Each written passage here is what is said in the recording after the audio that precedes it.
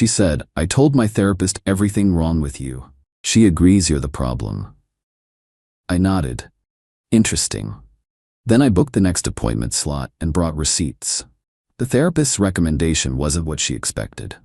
I, 31 male, was sitting at our kitchen table when my girlfriend Sienna, 29, dropped this bomb after her Thursday therapy session. "Dr. Reeves says you're showing all the signs of a covert narcissist," she announced, pulling out her phone to read from her notes. "Emotional unavailability, financial control, isolation tactics, and gaslighting. She's really concerned about me." I looked up from the electricity bill I was paying, along with rent, internet, groceries, and her car insurance. "That's interesting. What else did she say?" Sienna got this smug look. "She said I need to start setting boundaries with you. Maybe even consider a trial separation if you don't get help. Oh, and she thinks you should reimburse me for all the emotional labor I've done in this relationship." Emotional labor? Yeah, like having to constantly manage your moods, deal with your family, organize our social life. Dr. Reeves calculated it's worth at least $15,000 based on therapy industry standards. I just nodded. Wow, Dr. Reeves sounds very thorough. She's amazing. She really gets what I'm going through with you. Here's what Sienna didn't know. Our apartment security system backs up all footage to the cloud, including audio. For the past 3 months, I'd been cataloging everything because I was planning to leave. Not out of spite, I just knew something was off and wanted to protect myself. That night, I made a phone call. "Hi, I'd like to book an appointment with Dr. Reeves. The earliest available?" "Perfect. Yes, it's regarding relationship issues and some concerns about information that's been shared about me." The receptionist booked me for the following Tuesday. Apparently, someone had just canceled. I spent the weekend organizing my receipts, not just financial ones, actual receipts of our relationship. Bank statements showing I paid 87% of our expenses while Sienna worked part-time by choice. Text messages where she admitted to lying about being at work when she was at her ex's place. Video from our apartment of her throwing my laptop during an argument, then telling her friends I went crazy and broke things. Screenshots of her dating profile, active as of last week, where she listed herself as single and ready to mingle. Audio recording of her on the phone with her best friend Imogen saying, "I'm just staying until I save enough to move out." Plus his credit score is helping me get approved for that new apartment. Her Instagram DMs with some guy named Jasper, where she called me her roommate situation. Tuesday came. I walked into Dr. Reeves's office with a folder and a flash drive. Dr. Reeves looked surprised. "You're Sienna's partner?" "I am. I understand she's been discussing our relationship with you." "I can't discuss other patients. I'm not asking you to. I'm here because I've been told you've made some professional assessments about me based on information you've received. I thought you might want to see some documentation before making any formal recommendations." I placed the folder on her desk. "What is this?" "Evidence that every single thing Sienna told you about me is either heavily distorted or completely fabricated. I'm not here to diagnose her or ask you to break confidentiality. I'm here because my reputation and mental health are being damaged by false information." Dr. Reeves was professional. "I appreciate you coming in, but I need to maintain boundaries. Page 1 is a transcript of Sienna telling me yesterday that you diagnosed me as a covert narcissist and that I owe her $15,000. Page 2 is a recording transcript where she admits she's never actually told you my real name or job. She's been calling me Marcus and saying I'm unemployed. My name is Oliver. I'm an ICU nurse. Page 3 shows my actual work schedule for the past year, proving I wasn't home during several incidents she described." Dr. Reeves went quiet. She opened the folder. For the next 45 minutes, I walked her through everything. The financial abuse claims. I showed bank statements. The isolation tactics. I had screenshots of me encouraging her to go out with friends while she texted them saying I wouldn't let her. The gaslighting? I had video of her admitting to her sister that she was playing therapist mind games with me. The most damning evidence was a voice memo Sienna accidentally sent me where she was practicing her therapy story with Imogen. "Okay, so I'll tell her that he monitors my spending. Don't mention that I have his credit card. And I'll say he gets angry when I talk to other men. But skip the part about Jasper and the others. Oh, and I'll cry when I tell her about him yelling at me. She always believes me more when I cry. Dr. Reeves listened to the whole thing. Her face was carefully neutral, but I saw her jaw clench.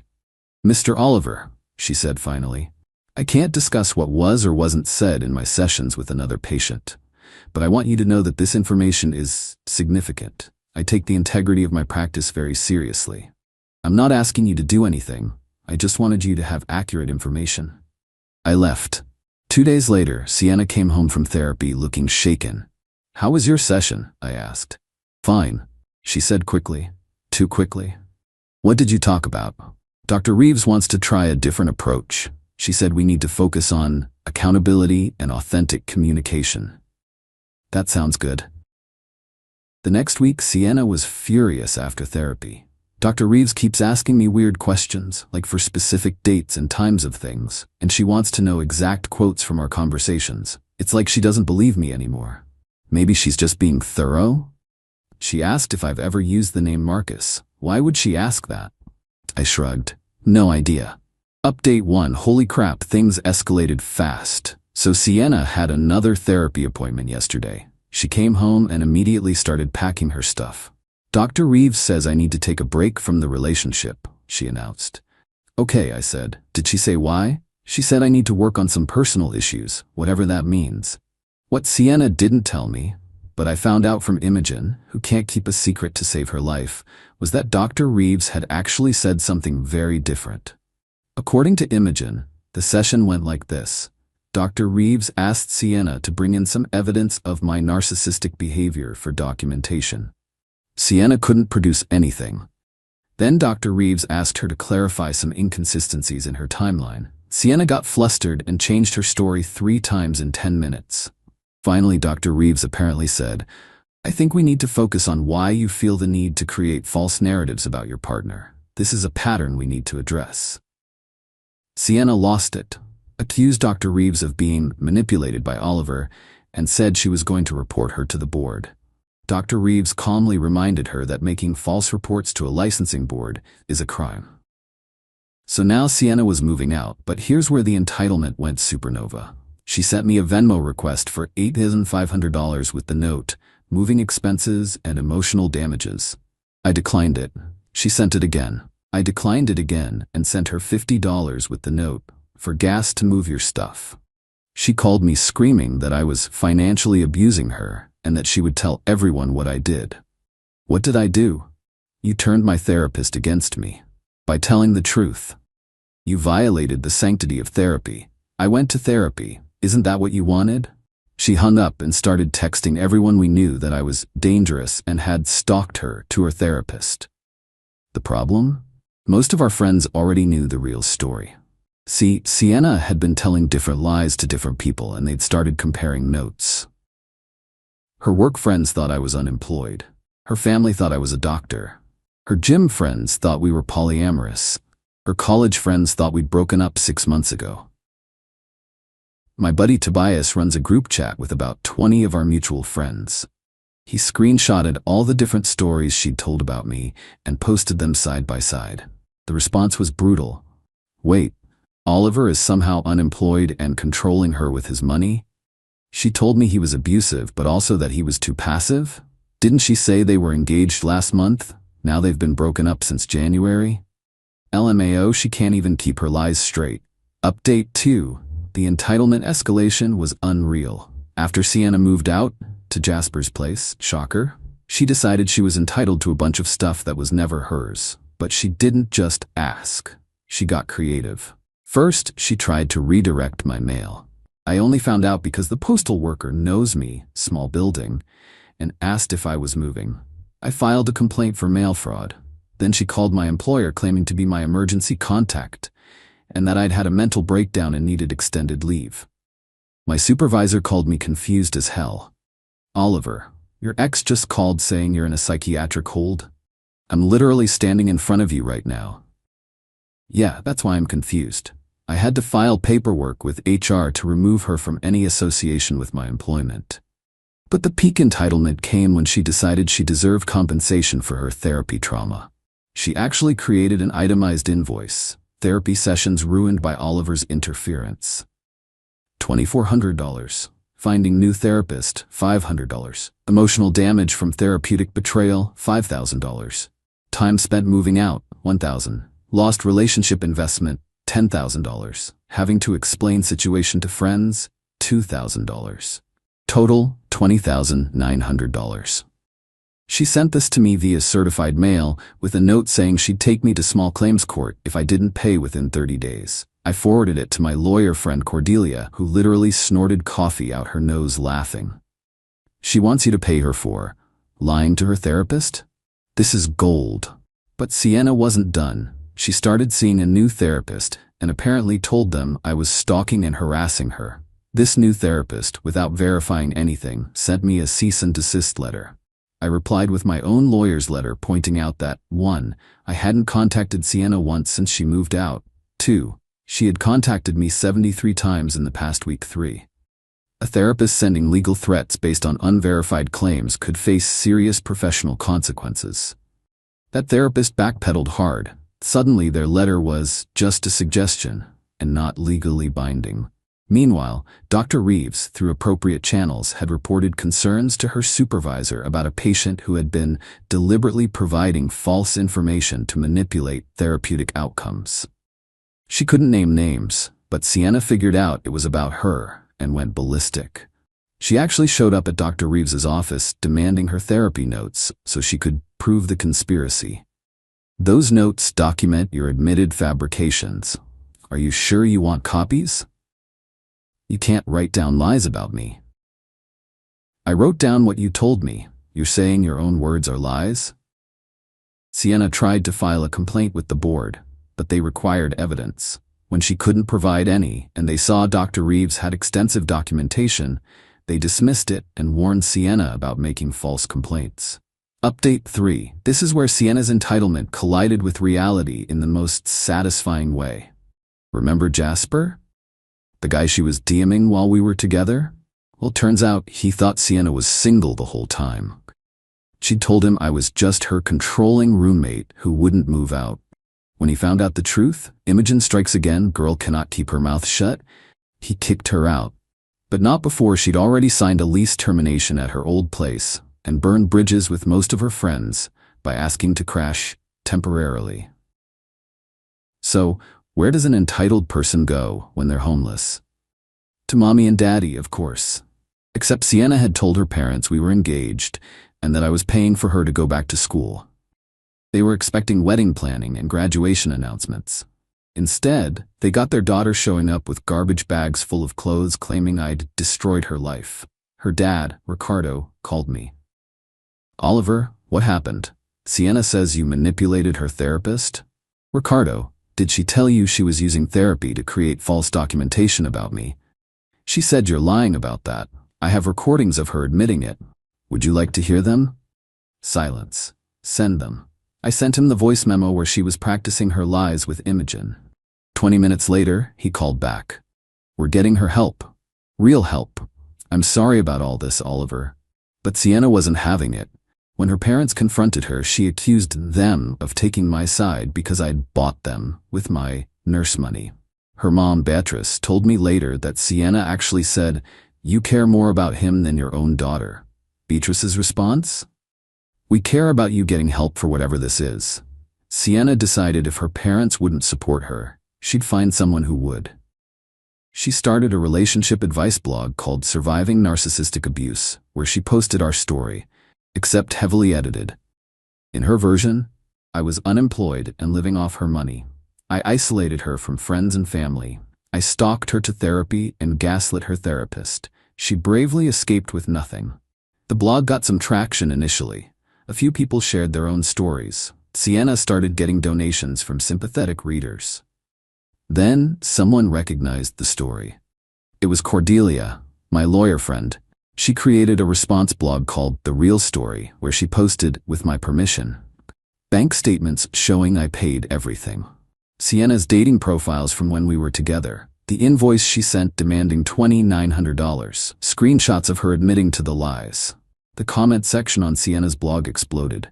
Girl, You tried to charge him for lying to your therapist? This is why real abuse victims don't get believed. Imagine being this entitled and then playing victim. Dr. Reeves deserves a medal for dealing with this. Sienna tried to delete everything, but the internet is forever. Someone had already archived it all. Final update. It's been 3 months now, and karma came for Sienna in ways I never expected. First, the blog disaster got back to her new job. Yeah, she finally got one, at a wellness center.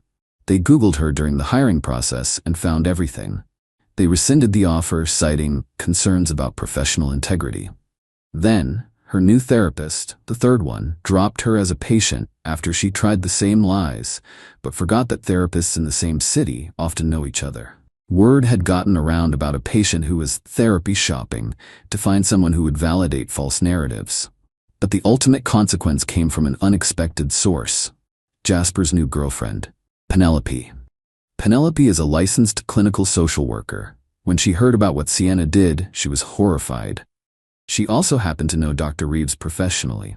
At a professional conference, Penelope mentioned the situation, no names, just the scenario, during a panel about therapeutic ethics. The story spread through the local therapy community as a cautionary tale.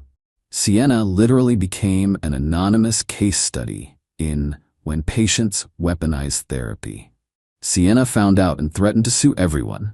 Dr. Reeves, Penelope, the conference organizers, even me, for starting all this. Her lawyer, yes, she found one desperate enough to take her case, sent cease and desist letters to everyone. The response from the conference's legal team was beautiful. Your client's name was never mentioned.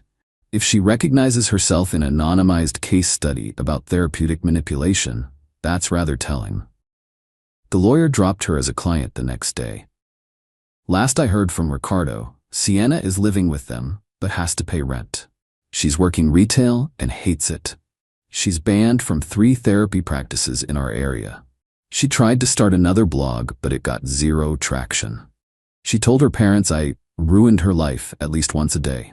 Beatrice started charging her $5 every time she mentions my name. It's cut down the complaints significantly.